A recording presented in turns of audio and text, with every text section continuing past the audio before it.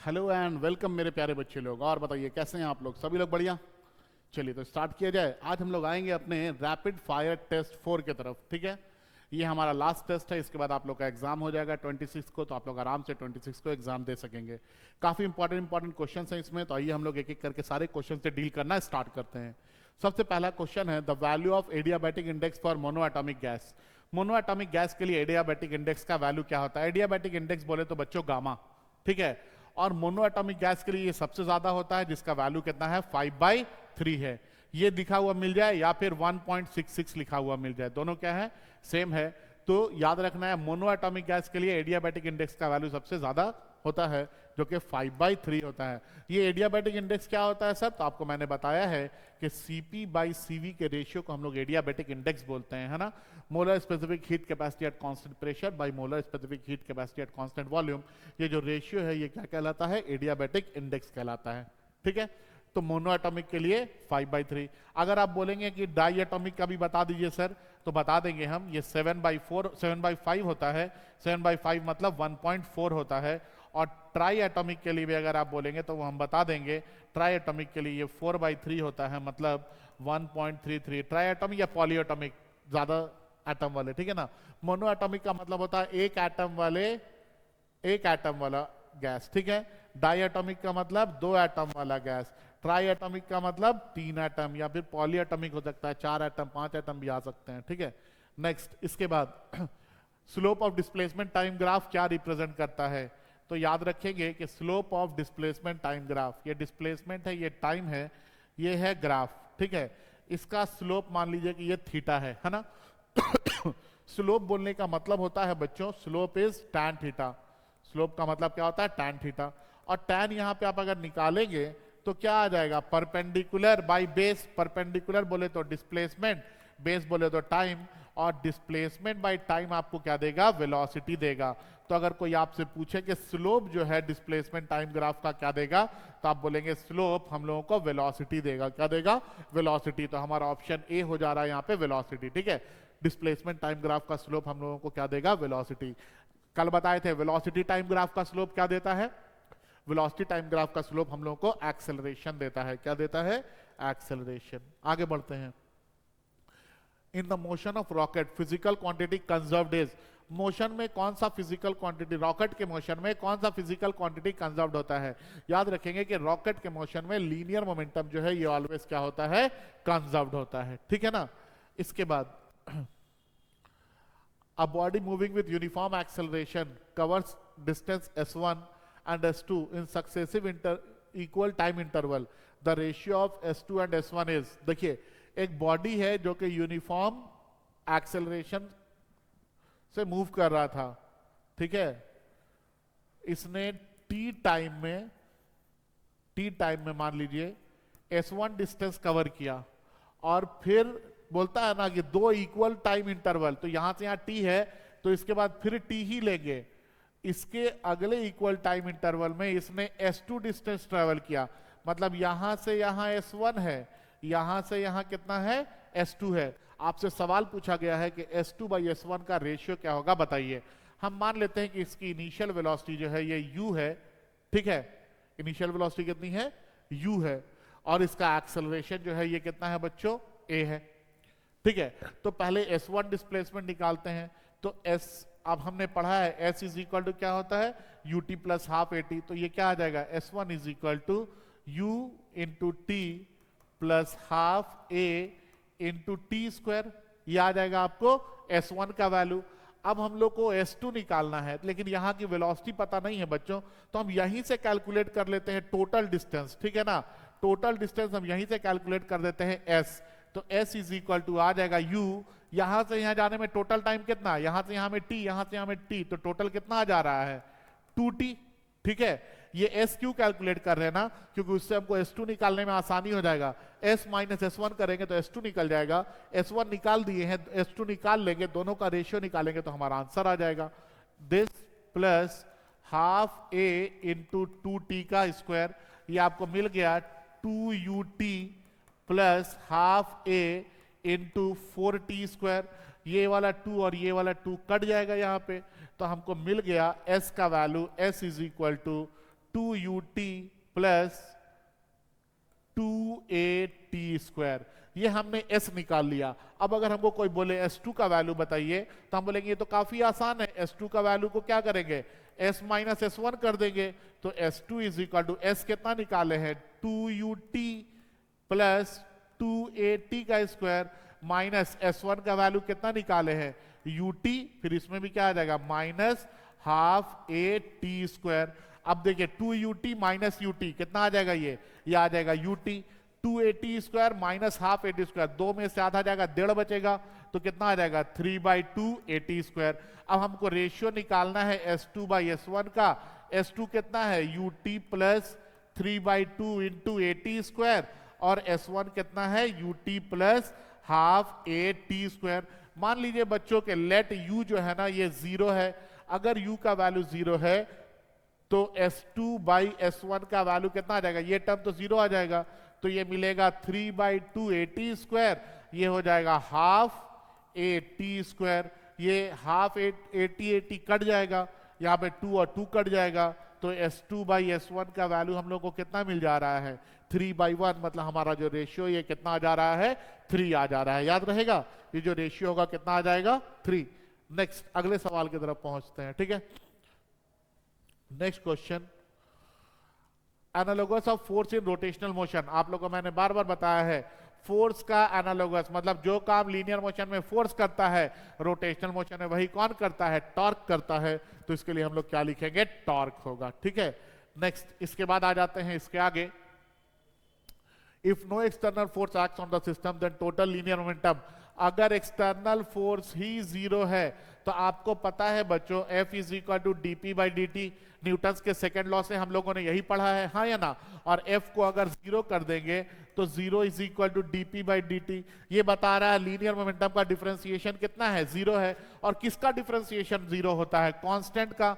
तो linear momentum क्या हो गया, कांस्टेंट हो गया, हाँ या ना। तो हमसे पूछा गया है देन टोटल लीनियर मोमेंटम क्या हो जाएगा, रिमेन्स कांस्टेंट, ठीक है। टोटल लीनियर मोमेंटम कांस्टेंट रहेगा। अगले सवाल की तरफ बढ़ते हैं, temperature of body in degree Celsius. Celsius में आपको टेम्परेचर दे दिया गया है 40 है। आपको बोला गया है कि बताइए फ़ारेनहाइट में क्या होगा।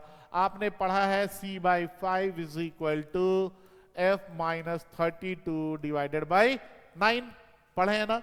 c का वैल्यू पुट कर दीजिए, c है 40/5 is equal to F-32/9, 5 1s are 5 8s are 9 इधर जाके मल्टीप्लाई होगा तो 72 इज इक्वल टू F-32। -32 को इधर लाएंगे तो प्लस आ जाएगा, तो F is equal to 72 plus 32 जो कि कितना आ जा रहा है 104 फ़ारेनहाइट। देखिए तो ऑप्शन है, हाँ ऑप्शन नंबर सी में क्या दिया गया है 104 फ़ारेनहाइट दिया गया है, ठीक है। नेक्स्ट अगले सवाल की तरफ आते हैं, kinetic energy of 1 mole of an ideal gas is 3/2 RT, the value of Cp is. Kinetic energy आपको आइडियल गैस का दे दिया है 3/2 RT है, द वैल्यू ऑफ Cp आपसे पूछा गया है। देखिए बच्चों यहाँ पे जो एनर्जी दिया गया है ये 3/2 RT के बराबर है, ठीक है। आइडियल गैस है तो इसको हम इंटरनल एनर्जी मान लेते हैं। और जब आप इसको डिफरेंशिएट करेंगे ना, differentiating with respect to T, differentiating with respect to temperature, तो du/dt जब आप करेंगे तो आपको मिलेगा d/dt ऑफ 3/2 RT। और याद रखेंगे बच्चों du/dt को हम लोग CV बोलते हैं। क्या बोलते हैं, CV। तो ये du/dt क्या आ जाएगा, CV आ जाएगा। This is equal to 3/2 R और dt/dt का वैल्यू 1। CV को क्या लिख सकते हैं, CV को लिख सकते हैं Cp minus R। This is equal to 3R/2। इसको इधर भेज देंगे तो 2Cp minus 2R is equal to 3R, minus 2R उधर चला जाएगा तो 2Cp इज इक्वल टू कितना आ जाएगा 5R। तो Cp इज इक्वल टू कितना आ जाएगा 5/2R, 2 1s are और 2 2.5s are, ये कितना आ गया 2.5R। ये Cp का वैल्यू आ गया। इस चीज को याद रखना है कि du/dt किसके बराबर होता है, Cv के बराबर होता है, ठीक है। नेक्स्ट अगले सवाल की तरफ बढ़ते हैं हम लोग। अब progressive wave is represented by, ये वेव का इक्वेशन है y equal to 5 sin 100 pi t minus 2 pi x, where x and y are in meter and t in second. x और y मीटर में है, t सेकंड में. The maximum velocity of the particle आपको बताना है. तो बच्चों सबसे पहले तो याद रखिए कि वेलोसिटी जो है ना ये dy बाई dt होता है, क्योंकि टाइम के रेस्पेक्ट में डिस्प्लेसमेंट चेंज कर रहा, तो इसको आपको लगातार जब चेंज होगा तो आपको डिफरेंशिएट करके निकालना होगा, जो कि आपको इंस्टेंटेनियस वेलोसिटी मिलेगा. तो v is equal to d by d t of y का वैल्यू कितना है, y का वैल्यू है 5 sine 100 pi t minus 2 pi x है, यही आ जा रहा. आप इसको डिफरेंशिएट करेंगे, आ जाएगा v is equal to 5 into 100 pi, sine का क्या हो जाएगा कॉस, और ये जो टर्म है ये टर्म मिल जाएगा 100 pi t minus 2 pi x. ठीक है. अब देखिए वेलोसिटी को मैक्सिमम करना है. v मैक्स कब होगा, जब यहां पे cos का फंक्शन मैक्सिमम हो जाए. cos मैक्सिमम मतलब वेलोसिटी मैक्सिमम, क्योंकि बाकी सब तो कांस्टेंट है ना. ठीक है. तो ये क्या आ जाएगा, जब आपको cos मैक्सिमम मिल जाएगा. cos जो वैल्यू आपको दिया गया है, cos कितना 100 pi t minus 2 pi x, ये कितना हो जाए मैक्सिमम, और इसका मैक्सिमम वैल्यू कितना 1. तो जैसे हम इसको 1 पुट करेंगे तो हमको मिलेगा v is equal to 100 into 5 कितना आ जाएगा 500 इंटू पाई, इतना मीटर पर सेकेंड. है कोई ऑप्शन? हाँ है, ऑप्शन नंबर डी में है 500 पाई मीटर पर सेकेंड. नेक्स्ट अगले सवाल की तरफ आते हैं. Bernoulli's theorem is based on. Bernoulli's theorem किसके ऊपर बेस्ड है, बार बार बताए हैं, law of conservation of energy के ऊपर बेस्ड है. ठीक है ना. Bernoulli's theorem is based on law of conservation of energy. Next अगले सवाल की तरफ आते हैं. 1 एटॉमिक मास यूनिट का वैल्यू कितना होता है बच्चों, तो 1.66 इंटू 10 का पावर माइनस 27 kg होता है. याद रखना है ये सब वैल्यू को. ठीक है. इसके बाद a body initially at rest, एक बॉडी है जो कि इनिशियली क्या है, रेस्ट पे है. u का वैल्यू कितना है 0 है. Is moving with uniform acceleration a, अब उसमें एक्सेलरेशन आया, कितना आया a. Its velocity after n second, time जब n सेकेंड हो गया तो उसकी वेलोसिटी कितनी हो गई v हो गई. फिर सवाल पूछा है displacement of the body last 2 second, आखिरी 2 सेकेंड में डिस्प्लेसमेंट. मान लीजिए क्वेश्चन समझिए, एक बॉडी है 10 सेकेंड में 100 मीटर चला, ठीक है ना, और वही बॉडी 8 सेकेंड में 70 मीटर चला था. तो बताइए तो आखिरी का 2 सेकेंड में कितना चला होगा. तो आप बोलेंगे सर कितना कितना बताएं, 30 मीटर बताएं. हाँ वेरी गुड. तो कितना हो जाएगा ये 30 मीटर. अब जब 30 मीटर बनाए तो आप क्या किए, आप पहले 10 सेकंड में जो चला वो दूरी और 8 सेकंड में जो चला वो दूरी निकाले और दोनों को क्या कर दिए, माइनस कर दिए. यही काम हम लोग यहां पे भी करेंगे. n सेकंड वाला डिस्टेंस निकालेंगे और उसके बाद n-2 सेकंड वाला डिस्टेंस निकालेंगे और उसको माइनस कर देंगे, तो हमको मिल जाएगा कि डिस्प्लेसमेंट वो कितना कवर किया है. तो पहले हम लोग डिस्प्लेसमेंट निकालते हैं, n सेकंड में कितना कवर किया है. u तो 0 है, तो ये आ जाएगा half a into n square. कोई दिक्कत नहीं है ना. इसके बाद n-2 सेकंड में कितना किया, तो आप बोलेंगे sir half a into n-2 का होल स्क्वायर. कोई दिक्कत नहीं है. तो लास्ट 2 सेकंड में जो डिस्प्लेसमेंट है s, इसको हम क्या लिख सकते हैं, sn-2 लिख सकते हैं, है ना. अब sn का वैल्यू कितना है बच्चों, तो sn का वैल्यू है half a n square. sn-2 का वैल्यू कितना है बच्चों, तो हाफ a इंटू n-2 का होल स्क्वायर, है ना. तो ये कितना आ जा रहा है, s is equal to half a n square minus half a n-2 का होल स्क्वायर. क्या आ जाएगा, n square plus 4 minus 4n आ जाएगा. ये इसको अंदर मल्टीप्लाई कर दीजिए, s इक्वल टू क्या आ जाएगा, हाफ a n स्क्वायर, ये अंदर मल्टीप्लाई होगा तो minus half a n square, फिर इससे मल्टीप्लाई होगा तो minus a into 4 divided by 2, और फिर इससे मल्टीप्लाई होगा तो plus 4n into a by 2 आ जाएगा. अब देखिए तो क्या ये कट जा रहा है, यहाँ पे plus half A N square minus half A N square cancel हो जा रहा है. आप अगर देखेंगे तो a बाई 2 4a/2 कॉमन आ जा रहा है ना, आप दोनों को कॉमन ले लीजिए. तो s is equal to 4a/2 को कॉमन ले लिया मैंने, जो हम लिए तो ये कितना आ गया मेरा n-1, ये 2 और ये 2 कैंसिल हो गया, तो s is equal to 2a into n-1 आ गया. ठीक है. और आपको पता है यहाँ पे हम लोगों को दिया गया है एक्सेलरेशन a है, v और n है, तो हमको पता है क्या चीज पता है कि एक्सेलरेशन जो है ये क्या आ जाएगा, हेयर आपको पता है v is equal to u plus a t होता है, तो v इज इक्वल टू कितना आ गया ए एन, तो a इक्वल टू कितना होगा v बाई एन। अब a के जगह v बाई एन पुट कर देंगे यहाँ पे इस इक्वेशन में, है ना, तो हमको क्या मिलेगा s is equal to 2 into v by n into n minus one. कोई ऑप्शन में है क्या? हाँ, 2 into v by n into n minus one, ये ऑप्शन ए में ही हम लोगों को मिल गया है। ठीक है, नेक्स्ट अगले सवाल की तरफ आते हैं। A large force acting on a body for short time, एक बहुत बड़ा सा फोर्स बहुत छोटे टाइम के लिए लगेगा, क्या बोलते हैं उसको, क्या बोलते हैं? For short time the impulse imparted is equal to change in, हाँ उसको तो हम लोग इम्पल्स ऑफ फोर्स बोल देते हैं। लार्ज फोर्स बड़े टाइम के लिए लग रहा है, ठीक है, इंपल्सिव फोर्स कहलाता है, और फोर्स और टाइम के प्रोडक्ट को इंपल्स बोलते हैं। तो इंपल्स जो है ये किसके बराबर होता है?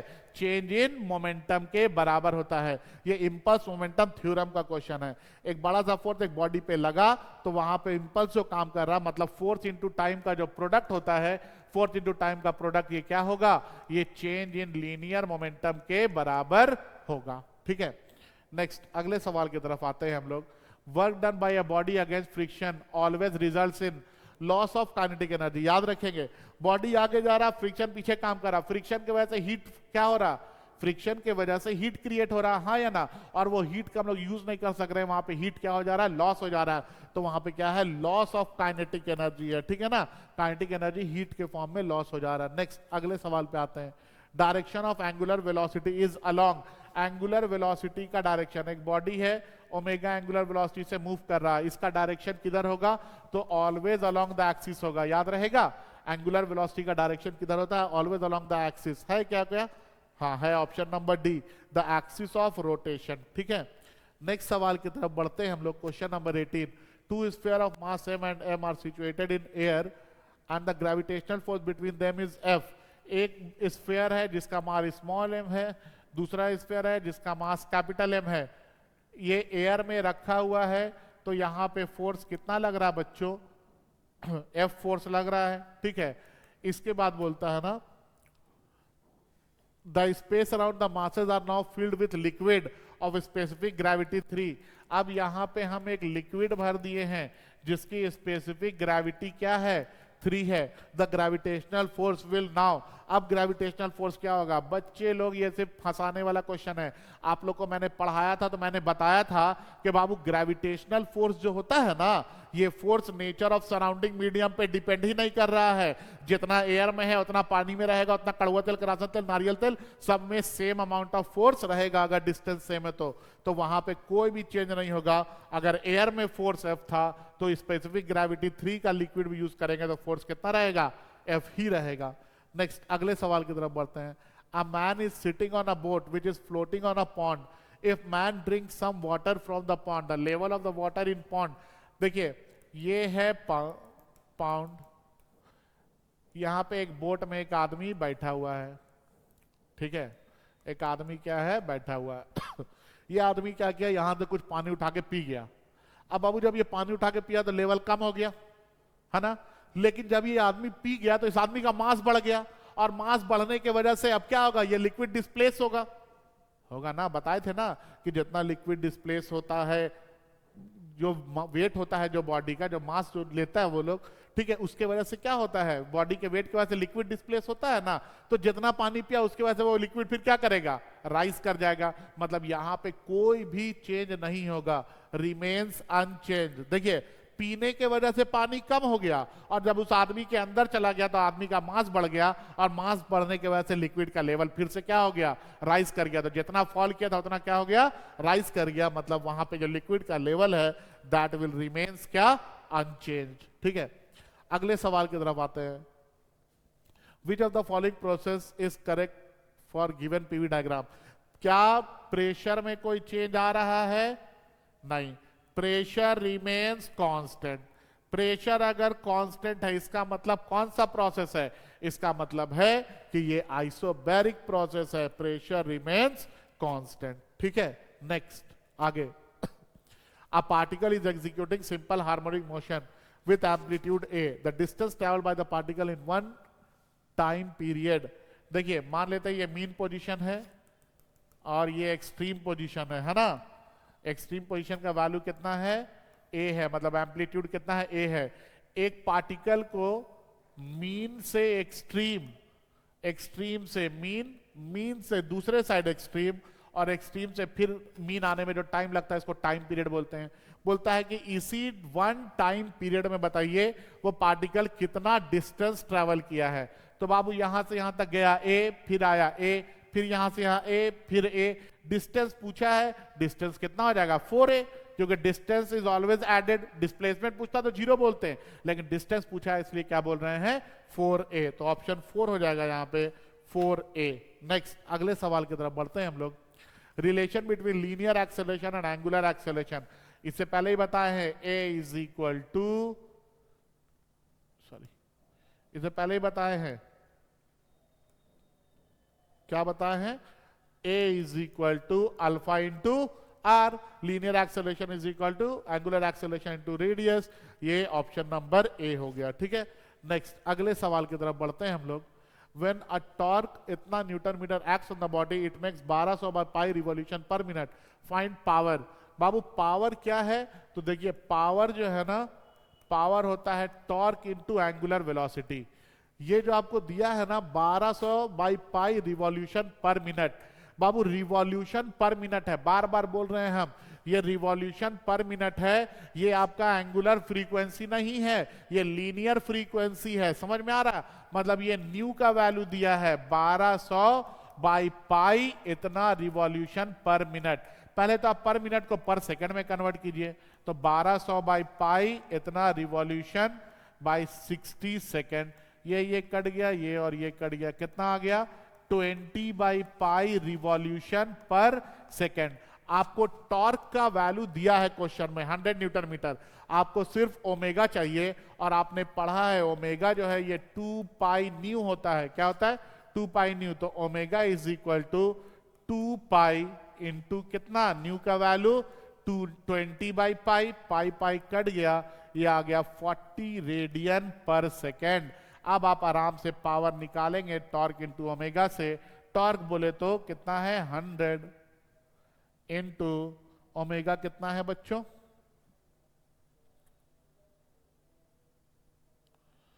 ओमेगा आपको यहां पे कितना आ जा रहा है, ओमेगा का वैल्यू है 40, तो ये कितना आ गया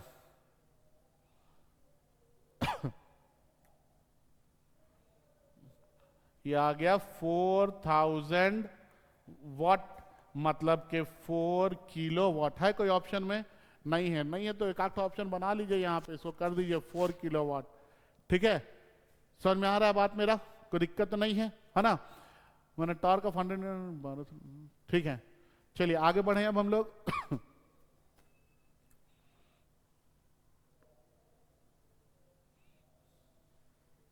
नेक्स्ट अगले सवाल की तरफ आते हैं, है ना। बनने का तरीका यही है ना, यहाँ पे गिवन डाटा में कुछ रॉन्ग दे दिया गया है, लेकिन बनाने का तरीका यही है, 4 किलो वॉट ही होगा पावर, ठीक है। नेक्स्ट क्वेश्चन में आते हैं। Linear frequency of a body changes from 1200 revolution per minute to 3600 revolution per minute in, अच्छा पहले आपको न्यू वन दिया है, कितना है 1200 रिवॉल्यूशन पर मिनट। सबसे पहले तो बाबू यहां से आप इसको सेकंड में कन्वर्ट कीजिए, तो 1200 revolution by 60 second, by 60 second, ये कट गया, ये कट गया, कितना आ गया 20 रिवॉल्यूशन पर सेकंड। ये आपको न्यू वन का वैल्यू दिया है, ठीक है। अब यहां से ओमेगा वन निकालिए पहले, ओमेगा वन क्या होगा 2 पाई इंटू न्यू वन होगा, तो कितना आ जाएगा ये 2 पाई इंटू 20, ये कितना आ गया 40 पाई रेडियन पर सेकेंड, कितना आ गया ये आपको ओमेगा वन का वैल्यू मिल गया 40 पाई रेडियन पर सेकेंड, ठीक है। इसी तरह से न्यू टू का वैल्यू कितना दिया आपको 3600 रिवॉल्यूशन पर मिनट। सबसे पहले रिवॉल्यूशन पर मिनट को किसमें कन्वर्ट करेंगे, इसको कन्वर्ट करेंगे रिवॉल्यूशन पर सेकेंड में, तो बाई 60 सेकेंड कर देंगे, ये कट गया 60 आ गया। न्यू टू का वैल्यू कितना मिल गया हम लोगों को 60 रिवॉल्यूशन पर सेकेंड। यहां से ओमेगा 2 निकालेंगे तो 2 पाई इंटू 60, मतलब ये कितना आ गया 120 पाई रेडियन पर सेकेंड आ गया, ठीक है, याद रखिए revolution per minute is frequency and radian पर सेकंड इज एंगुलर फ्रीक्वेंसी। ये लीनियर फ्रीक्वेंसी है और ये एंगुलर फ्रीक्वेंसी या फिर एंगुलर वेलोसिटी भी बोलते हैं। अब आपको टाइम भी दे दिया है कि इतना कितना देर में हुआ, तो 8 सेकेंड में आपको एंगुलर एक्सेलरेशन निकालना है। आपने पढ़ा है कि omega 2 is equal to omega 1 plus alpha into t. Omega 2 का वैल्यू कितना है 120 pi is equal to omega 1 का वैल्यू कितना है 40 pi plus alpha into t का वैल्यू कितना है 8। ये इधर आ जाएगा तो 120 पाई माइनस 40 पाई कितना होगा 80 पाई। तो 8 अल्फा इज इक्वल टू कितना आ गया 8 अल्फा इज इक्वल टू 80 पाई आ गया। तो अल्फा इज इक्वल टू कितना आ जाएगा 80 पाई बाई 8।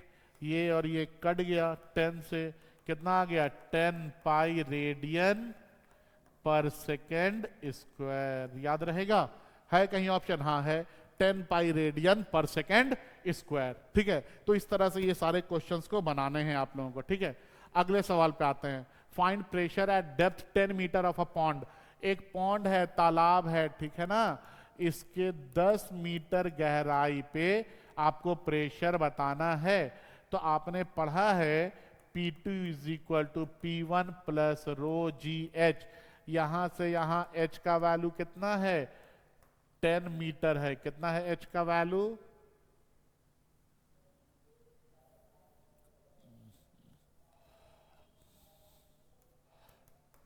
h का वैल्यू है 10 मीटर। तालाब है तो ऊपर से पक्का है कि एटमॉस्फेरिक प्रेशर काम कर रहा होगा।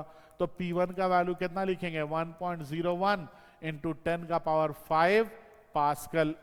ठीक है, वैल्यू पुट कीजिए। वाटर की डेंसिटी कितनी होती है 1000। ठीक है ना, इतना केजी पर मीटर क्यूब लगा दीजिए वहां पे। P2 is equal to 1.01 into 10 का पावर 5 प्लस रो बोले तो 1000, जी बोले तो 10 और एच बोले तो 10। ये कितना आ गया 1.01 इंटू 10 का पावर 5 प्लस 1 इंटू 1 2 3 4 5, तो ये भी 10 का पावर 5। ये 10 का पावर 5 10 का पावर 5 कॉमन ले लेंगे तो ये आ जाएगा 2.01 इंटू 10 का पावर 5 पास्कल। है कोई ऑप्शन? हाँ, ऑप्शन नंबर बी में है 2.01 इंटू 10 का पावर 5 पास्कल। नेक्स्ट आगे बढ़ते हैं। For perfectly elastic collision coefficient of restitution e का वैल्यू, परफेक्टली इलास्टिक के लिए ई का वैल्यू कितना है 1 होता है। याद रखना है ना। परफेक्टली इलास्टिक कॉलिजन में जो वेलोसिटी ऑफ सेपरेशन और वेलोसिटी ऑफ अप्रोच है ये दोनों क्या होता है सेम होता है, जिसकी वजह से ई का वैल्यू क्या है 1 है। ई जो है ये रेशियो होता है velocity of separation to the velocity of approach का। Next, Kepler second law is consequence of. Kepler's का सेकंड लॉ, सेकंड लॉ बोले तो लॉ ऑफ एरिया। ठीक है, ये हमने पढ़ा था कि यहाँ पे सन है, ये जो यहाँ पे प्लैनेट है, ये प्लैनेट इक्वल टाइम इंटरवल में मान लीजिए यहाँ पे dt टाइम में dA एरिया कवर किया, तो यहाँ पे भी dt टाइम में dA एरिया कवर करेगा। ठीक है, जिसको हम एरियल वेलोसिटी बोलते हैं। dA बाई dt को हम क्या बोलते हैं एरियल वेलोसिटी, और areal velocity is equal to L by 2m, ये बताया गया आप लोगों को। ठीक है, तो अब क्या होगा कि m भी इधर आ जाएगा, तो L is equal to 2m into dA by dt। देखिए एरियल वेलोसिटी तो ऑलवेज कांस्टेंट है, मतलब इक्वल टाइम पे इक्वल एरिया कवर करेगा। ठीक है, मास भी क्या होगा इसका कांस्टेंट रहेगा, 2 भी कांस्टेंट है, तो एंगुलर मोमेंटम क्या हो जाएगा एंगुलर मोमेंटम कांस्टेंट हो जाएगा। कांस्टेंट मतलब कंजर्वेशन ऑफ एंगुलर मोमेंटम पे ये काम कर रहा है। ठीक है, तो केपलर्स का second law is consequence of conservation of angular momentum.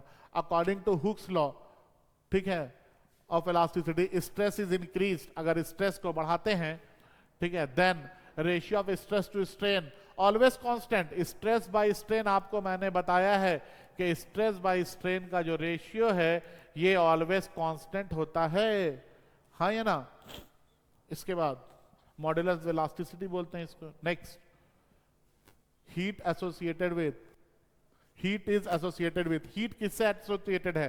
तो आपको मैंने बताया हीट तभी होगा जब पार्टिकल्स रैंडम मोशन में होंगे। ठीक है, तो देखिए यहाँ पे काइनेटिक, हाँ, और वो भी हीट के लिए काइनेटिक एनर्जी होना जरूरी है। तो kinetic energy of random motion of molecules, वो मॉलिक्यूल जो रैंडम मोशन में होंगे ना, उनकी काइनेटिक एनर्जी हमको क्या देगी? हीट देगी। ठीक है, इसके बाद अगले सवाल पे आते हैं बच्चों।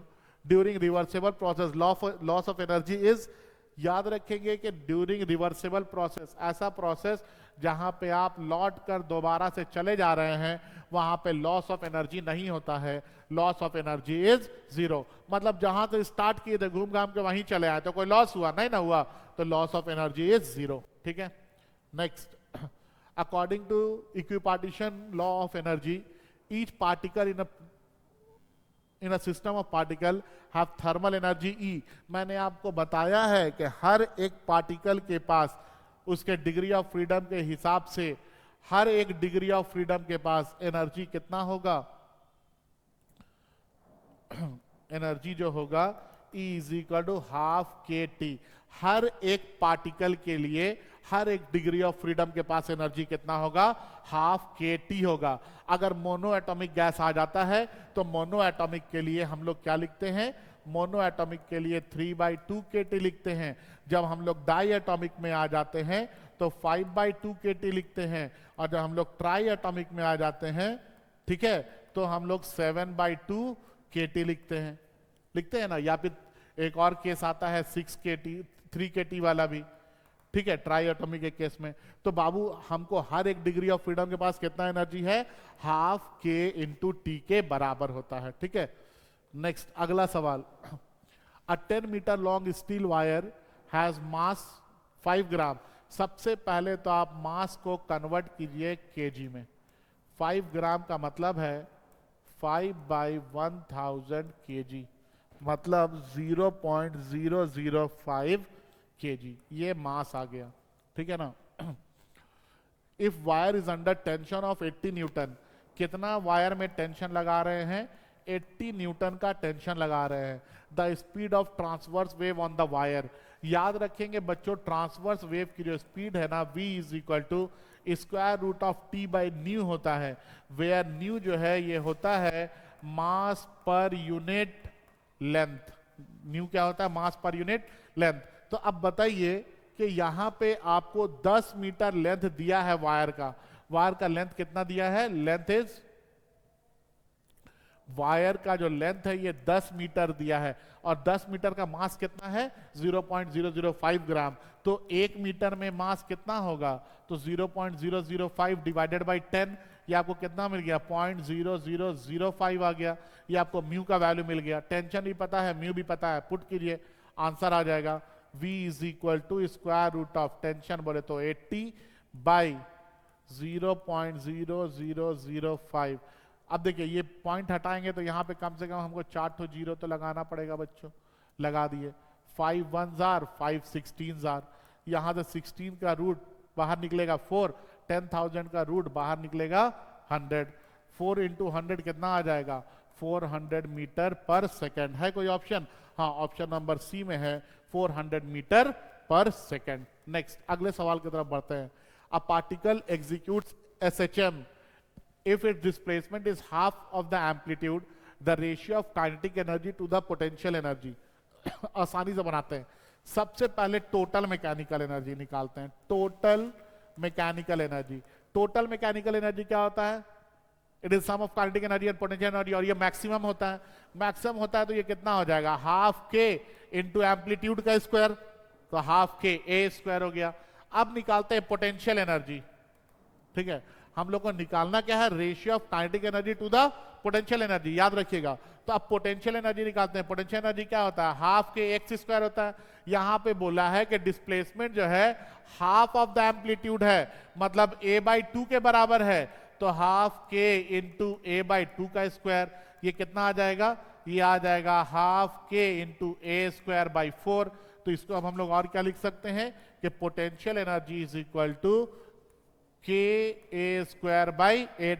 अब अगर आपसे पूछ दे काइनेटिक एनर्जी क्या होगा, तो आप क्या बोलेंगे? अरे टोटल मैकेनिकल एनर्जी से पोटेंशियल एनर्जी को माइनस करेंगे, काइनेटिक एनर्जी मिलेगा। तो टोटल मैकेनिकल एनर्जी से हम माइनस करते हैं पोटेंशियल एनर्जी को, क्या मिलेगा? Kinetic energy. और काइनेटिक एनर्जी निकाल लेंगे तो इन दोनों का रेशियो निकालना आसान हो जाएगा। टोटल मैकेनिकल एनर्जी कितना है, हाफ के ए स्क्वायर, पोटेंशियल एनर्जी कितना है 1/8 के ए स्क्वायर। के ए स्क्वायर को कॉमन ले लीजिए तो ये बच जाएगा 1/2 माइनस 1/8। एलसीएम लीजिए, क्या आ जा रहा है देखिए, के ए स्क्वायर इंटू एलसीएम कितना हो जाएगा यहाँ पे 8, तो ऊपर जाएगा 4 माइनस 1, कितना आ गया आपके पास काइनेटिक एनर्जी, काइनेटिक एनर्जी आपके पास आ गया 3/8 इंटू के ए स्क्वायर, यही आया। अब आपको बताना है kinetic energy by potential energy का रेशियो, तो ये 3/8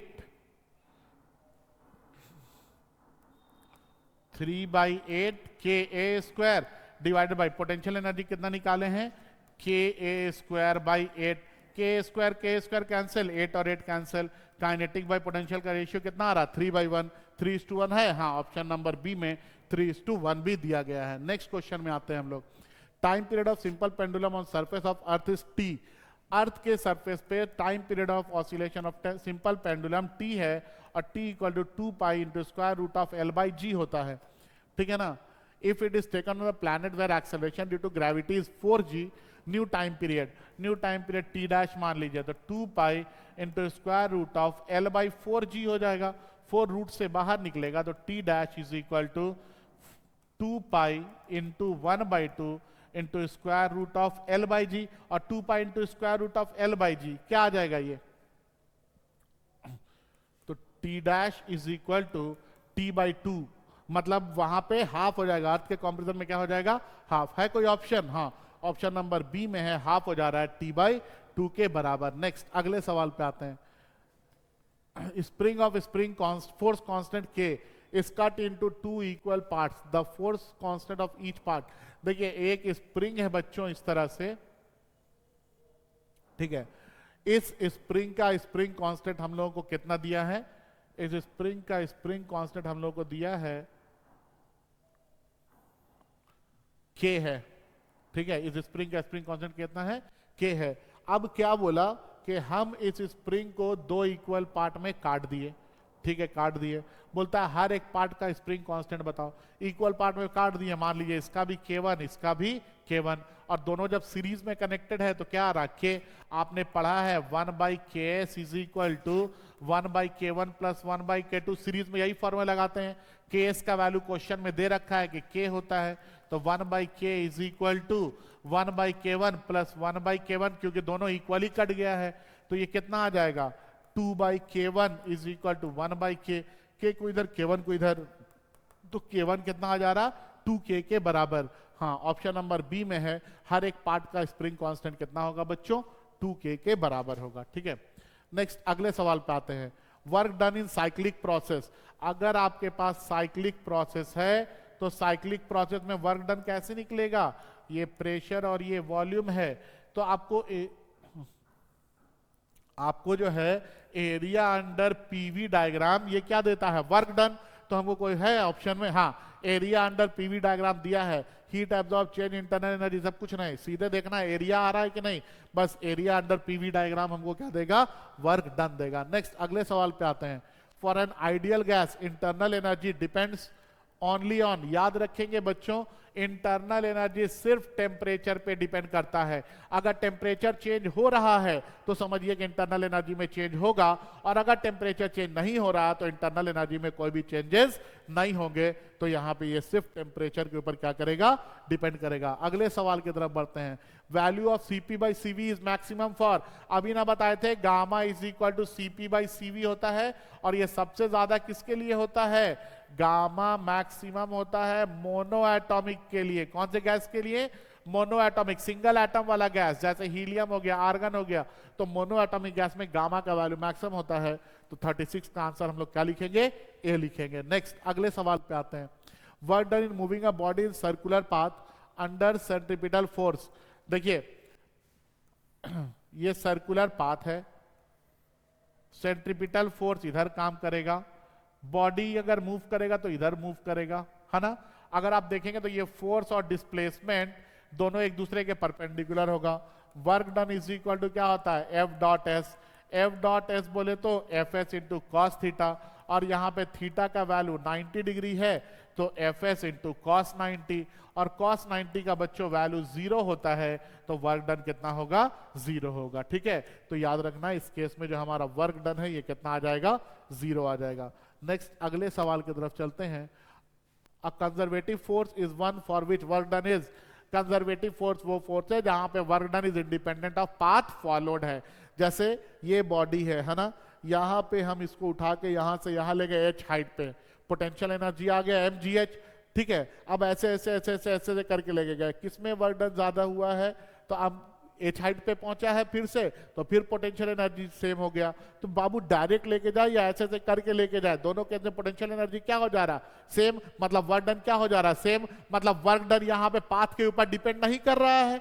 ठीक है, तो ये जो फोर्स है यही क्या है, कंजर्वेटिव फोर्स है यहाँ पे। ठीक है, तो जब भी कंजर्वेटिव फोर्स होगा वर्क डन जो है ये इंडिपेंडेंट ऑफ पाथ होगा, वर्क डन जो है ये पाथ के ऊपर डिपेंड नहीं करेगा। अगले सवाल पे आते हैं। एंगल ऑफ फ्रिक्शन इज, आप लोग को मैंने पढ़ाया है एंगल ऑफ फ्रिक्शन। मान लीजिए कि ये एक बॉडी है, सॉरी ये एक सरफेस है, इस सरफेस पे इधर एक फोर्स लगा रहे हैं, नीचे में वेट काम करेगा, ऊपर में नॉर्मल रिएक्शन काम करेगा, इधर फ्रिक्शन फोर्स लगेगा, है ना। और मैंने आपको बताया है कि नॉर्मल रिएक्शन और फ्रिक्शन के बीच में आप एक रिजल्टेंट निकालिए। ठीक है, ये रिजल्टेंट है, और ये रिजल्टेंट और नॉर्मल रिएक्शन के बीच का जो एंगल है ये कहलाता है क्या, एंगल ऑफ फ्रिक्शन। और आपने पढ़ा है कि tan थीटा जो है ये म्यू के बराबर होता है, मतलब कोफिशिएंट ऑफ फ्रिक्शन के बराबर होता है। तो थीटा इज इक्वल टू कितना आ जाएगा, tan इनवर्स म्यू के बराबर आ जाएगा। तो हमारा ऑप्शन नंबर ए ही आ जा रहा है, जो कि कितना है, tan इनवर्स म्यू है। अगला सवाल है, when a body just begins to slide down an inclined plane the angle of inclination is called. जो आपको मैंने बताया है कि मान लीजिए इस तरह से सरफेस है और यहाँ पे एक और सरफेस रखा हुआ, और धीरे धीरे हम उस सरफेस को उठा रहे हैं।